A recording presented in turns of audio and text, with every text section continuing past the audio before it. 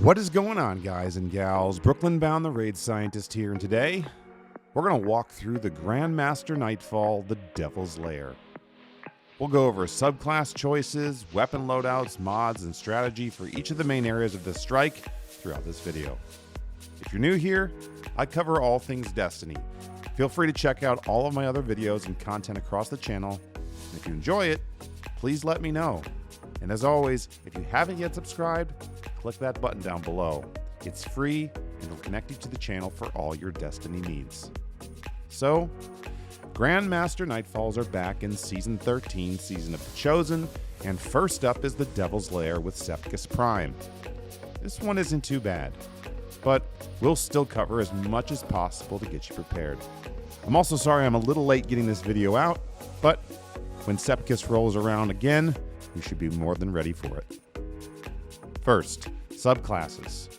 Your best options will be Well of Radiance on Warlocks, Top Tree Night Stalkers for Hunter, and Middle Tree Sentinel with Banner Shield for Titans.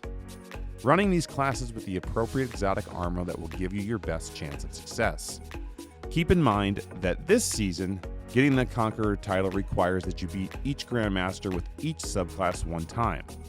This is pretty doable, but I don't recommend trying too many subclasses outside the meta unless you really want a challenge. For armor, Titan Banner Shield absolutely should get paired with the exotic armor Ursa Furiosa. This will give you a ton of super energy back as you take damage on your Banner Shield, and you'll make a ton of orbs for your team. For Warlocks running Well of Radiance, Phoenix Protocol is going to be your go-to in order to get your Well back sooner, and for Hunters, Orifice Rig is okay if you're running Tether, although Bungie did nerf it pretty good. Things like Wormhusk Crown or Aeon Gauntlets aren't really bad alternatives either.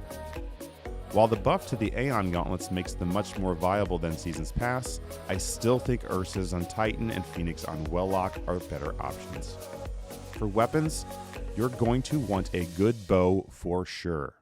A lot of this strike is long-range fighting, and there are a ton of Overload champions, and Overload Bow is one of the artifact mods in this season. Honestly, having one person run Le Monarch or La Monarch is a great idea. The Poison Dot can get the Overload captains and keep them from regenning, as well as it's great against the servitors. There are also anti-barrier enemies as well, so I'd highly recommend a good sniper rifle and anti-barrier sniper rifle mod to pair with it. Long Shadow, Succession are both great options. Heavy, Anarchy is very, very good against the overloads, the final boss, and overall being able to DPS while not out in the open. Honestly though, this strike is not too reliant on heavy, as most of it is managing adds and champions. I ended up just using a heavy machine gun, so I use Lemonarch and others use Tinku's Divination and Point of the Stag bows. You will need to balance all three elements among your team, as the wizards have solar shields, all the knights have arc shields, and all the servitors have void shields. Finally, mods. You want anti-barrier and overload obviously, as we've covered.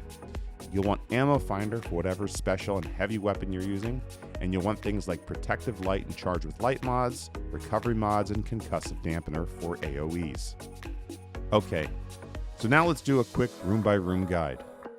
I'm not going to cover every detail of every room from start to finish, but I will cover our overall strategies in each area. When you start, you don't really need to kill much if you don't want. We chose to clear the ads to prevent deaths as well as build some super energy. Watch out for the skiff that comes in as well, and there will be some Arc Knights and a Void Servitor.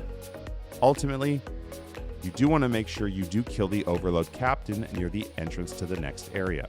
He is in the back left. If you skip him, you can't get platinum rewards.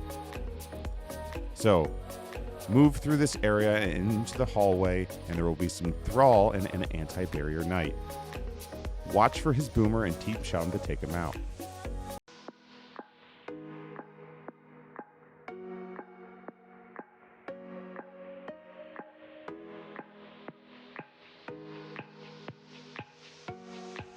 Now, you'll head into the first main area. There will be some solar shielded wizards in here you'll want to focus on, as well as 2 overload captains and a barrier knight. Kill the first Overload Captain from the doorway, then push up to the right side and focus on the Barrier Knight, while using the middle ledge platform area as protection from all of the enemies on the left. Then, kill the Solar Wizards, watch for the snipers on the far back ledge, and then there is one more Overload Captain. Take your time here and team shot together, and it's relatively easy. Now, there are two popular spots to hold down this room once you've scanned the terminal. One area is the top left ledge where the snipers were, and the other is the old Destiny 1 spot down the tunnel train area. This is where we preferred. There will only be one time in this spot where adds spawn on top of you, and you can prepare for this. So, bunker down, get ready to rotate supers, and the first wave of adds will spawn. They contain an Overload Captain and many enemies. Using Banner Shield and Well of Radiances, try to keep supers up at all times to clear enemies. Remember, as a Titan, if you are using Banner Shield, you cannot stand inside the Well of Radiance or the Healing Rift, as you won't generate super energy. Overall, your biggest threat here, other than the champions, is going to be the snipers that shoot you from the catwalks, so be sure to take them out as soon as you see them. If you ever need health, drop back down into the hole area to regen before returning to the fight. You'll then get a wave of Shanks, and then a wave of Thrall with 2 Solar Wizards, so be ready for the enemies to push up on you a little bit. Then is when only enemies will spawn in your area. A Hive Rift will open, and Arc Knights and a Barrier Knight will spawn. It's best to save a grenade and some heavy ammo for when that happens, so they go down fast. Finally, the last wave of adds will have 2 more Overload Captains, and I tell you that these are the most aggressive out of them all, so you need to focus them immediately. Keep rotating supers, stun the captains, and burn them down before they push you. Clear everything else out, and grab ammo before entering the next area. There is a small room with an Overload Captain before you enter the very large open area with the Fallen Walker. This is easily the most time-consuming part of the strike. As soon as you approach the opening, drop a well or a banner shield and start focusing on the sniper vandals on top of the building and in the far back of the map. Then clear the barrier servitor. After those adds are down, push directly to the left and clear out the snipers and dregs in the other back building as well. Once all of these adds in the back are down, you have a few options. You'll have tons and tons of adds, snipers, and champions that will all start spawning by the walker. In addition, you'll have 2 brigs as well, one on the left and one on the right. I recommend focusing on the brigs first, then focus on the walker from range. This is where that sniper will come in handy. Pick one of the legs to focus on to drop him, and then unload on his neck when it opens and pops out. Once the walker finally drops, you'll just need to focus on the remaining champions and adds. There will be 3 more Overload Captains and a Barrier Servitor. Stay as far back as possible while clearing all the adds, make good use of your bow and your sniper until the adds thin out, and you can slowly start to push up to finish them off. Once you push through the door, you'll head into the final arena to fight the boss. This is a fight of patience for sure. Just take your time, focus on adds as the main priority, and you'll be successful. Once you approach this area, you should have about 15 to 20 minutes left on your timer before the revive tokens go away. This should be plenty of time. When the doors open, there will be 2 Overload Captains waiting for you. Quickly, make your way into the room on the left-hand side, and you'll spend pretty much the entire fight camping in there. You should have no issues with adds coming from below. I have seen a rogue dreg here and there come from up those steps, but otherwise, nothing should come from the down below. Destroy the overloads, kill the remaining adds, and grab ammo as Sepkis will become damageable. Now is a good time to get a few heavy shots in before the adds start spawning. Once again, you'll want to rotate supers here, making orbs for each other. Keep up with the adds and get a few shots on the boss when you are able. Eventually he'll go immune and the mini servitors will spawn, protecting Sepkis. Play it slow, clear the adds, and then use some void damage to slowly work on the mini servitors. Watch out for arc captains, exploder shanks, and marauders that will push into the room.